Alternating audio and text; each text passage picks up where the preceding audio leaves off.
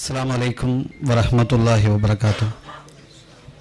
അൽഹംദുലില്ലാഹി കഫാ വസ്സലാത്തു വസ്സലാമു അലാ നബിയിൽ മുസ്തഫ വഅലാ ആലിഹിൽ മുർത്തല അമ്മാബാദ്. സമാദരണീയനായ അധ്യക്ഷൻ, കോഴിക്കോട് ജില്ലാ സർഗധാരയുടെ ചെയർമാൻ, എൻ്റെ ബഹുമാന്യ സുഹൃത്ത്, കോഴിക്കോട് ജില്ലാ ദുബൈ KMCCയുടെ സെക്രട്ടറി കൂടിയായിട്ടുള്ള നജീബ് തച്ചമ്പയിൽ അവർകളെ,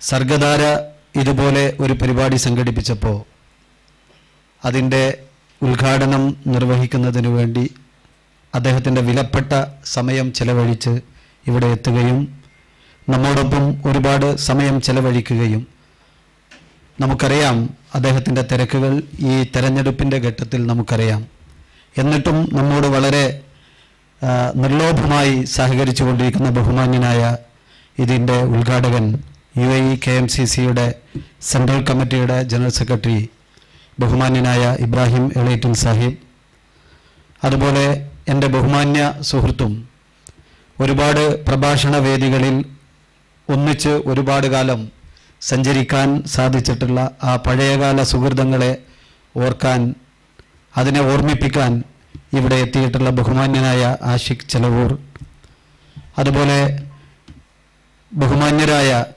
വേദിയിലും സദസ്സിലും നിറഞ്ഞു നിൽക്കുന്ന ഒരുപാട് സഹപ്രവർത്തകന്മാർ, നേതാക്കൾ, പേരെടുത്ത് പറയേണ്ടുന്ന വിശിഷ്ട വ്യക്തിത്വങ്ങൾ, എൻ്റെ നാട്ടുകാരൻ കൂടിയായിട്ടുള്ള ബഹുമാന്യനായ പപ്പൻകുട്ടി സാഹിബ് നടുവണ്ണൂർ, അതുപോലെ നമ്മുടെ ഗസ്റ്റ് ആയിട്ടുള്ള RK മൂസ സാഹിബ്, അങ്ങനെയുള്ള ഒരുപാട് വിശിഷ്ട വ്യക്തിത്വങ്ങൾ, അതുപോലെ എൻ്റെ പ്രിയപ്പെട്ട സഹപ്രവർത്തകർ, സുഹൃത്തുക്കൾ, സർഗധാരയുടെ പ്രിയപ്പെട്ട പ്രവർത്തകന്മാർ,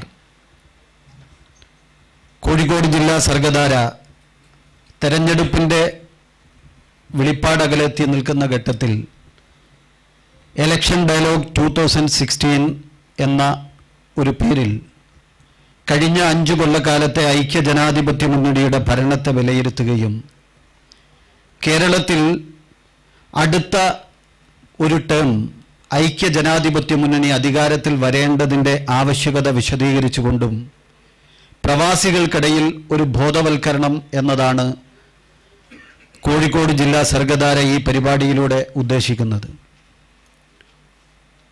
ഞാൻ എൻ്റെ ഒരു CPMകാരനായ സുഹൃത്തിനോട് ചോദിച്ചു, തെരഞ്ഞെടുപ്പിൻ്റെ മുഖത്തേക്ക് പോകുമ്പോൾ എന്താണ് നിങ്ങളുടെ പ്രതീക്ഷ, എന്തു പറഞ്ഞുകൊണ്ടാണ് നിങ്ങൾ ജനങ്ങളെ സമീപിക്കാൻ പോകുന്നത്? അപ്പോൾ അയാൾ പറഞ്ഞത്, ഞങ്ങളുടെ പ്രതീക്ഷ 5 കൊല്ലം കഴിഞ്ഞാൽ, 5 കൊല്ലം UDF ഭരിച്ചാൽ പിന്നെയുള്ള 5 കൊല്ലം അത് LDFനുള്ളതാണ്. 6 മാസം മഴ പെയ്താൽ പിന്നെ കേരളത്തിൽ 6 മാസം വേനൽക്കാലമാണ് എന്ന് പ്രതീക്ഷിക്കുന്നത് പോലെ 5 കൊല്ലക്കാലം UDF ഭരിച്ചാൽ അടുത്ത 5 കൊല്ലം LDF ആണ്, അതാണ് ഞങ്ങളുടെ പ്രതീക്ഷ എന്ന് പറഞ്ഞുകൊണ്ട് രംഗത്ത് വരുന്ന ഒരു സ്ഥിതിവിശേഷം. അപ്പം അവരോട് നമുക്ക് പറയാനുള്ളത്, ആ കാലമൊക്കെ പോയി കഴിഞ്ഞു.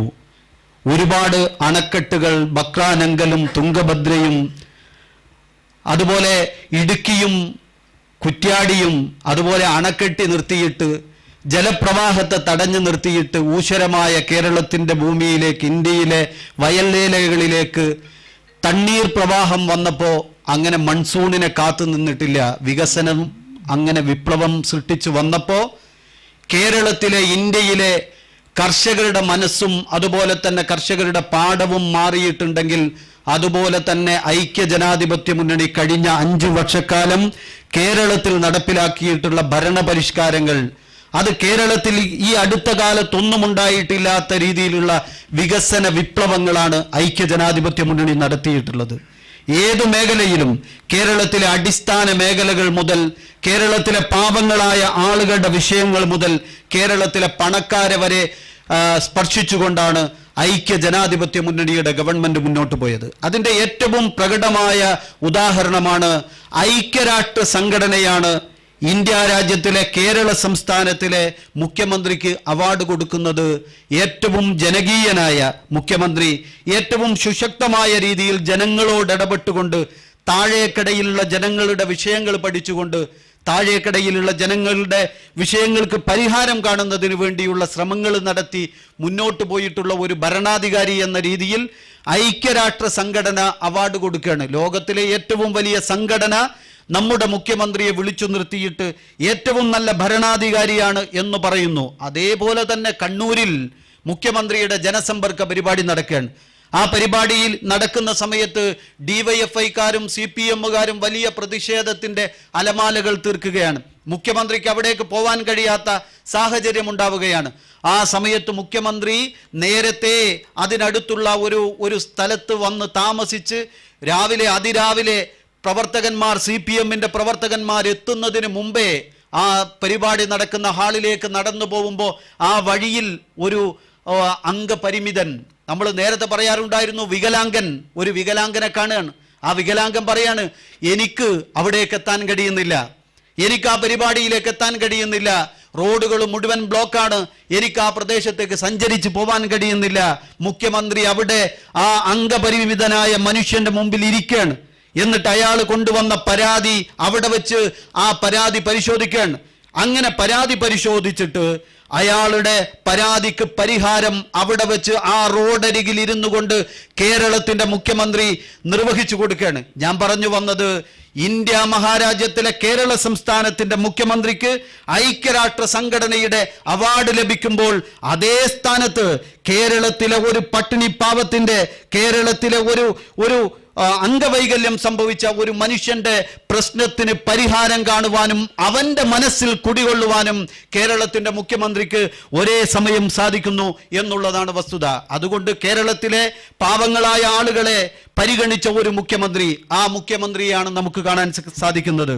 അതുപോലെ ഏതെല്ലാം മേഖലകളിൽ വികസനത്തിന്റെ വിപ്ലവം കേരളത്തിൽ സാധാരണ പറയാറുണ്ട്, ഒരുപാട് വികസന പ്രവർത്തനങ്ങൾ ചെയ്ത ഒരു ഭരണകൂടമാണ് കേരളത്തിന്റെ ഭരണകൂടം എന്ന് പറഞ്ഞു പോവാറുണ്ട്. പക്ഷേ കേരളത്തിൽ ഐക്യ ജനാധിപത്യ മുന്നണി നടത്തിയ വികസന പ്രവർത്തനങ്ങളെ കുറിച്ച് പറയാൻ ഇവിടെ എളേറ്റിൽ പറഞ്ഞു ബഹുമാന്യനായ C. മോയിൻകുട്ടി സാഹിബിന് 600 വികസനത്തിന്റെ ഷാളുകൾ, 600 വികസന പ്രവർത്തനങ്ങൾ അദ്ദേഹത്തിന്റെ മണ്ഡലത്തിൽ കൊണ്ടുവന്നതിന് 600 ഷാളുകൾ അണിയിച്ചു എന്ന് പറയുമ്പോൾ അത് കേരള സംസ്ഥാനത്തിലെ 140 മണ്ഡലത്തിൽ ഒരു മണ്ഡലത്തിലെ MLA-യുടെ അവസ്ഥയാണ് അവിടെ നാം കാണുന്നത്.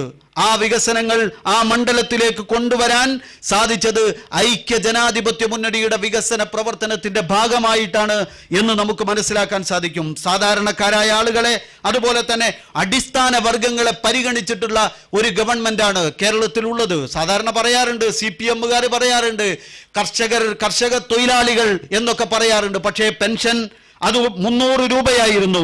ഐക്യ ജനാധിപത്യ മുന്നണി കേരളത്തിൽ അധികാരത്തിൽ വരുന്ന ഘട്ടത്തിൽ 300 രൂപയായിരുന്നു കേരളത്തിലെ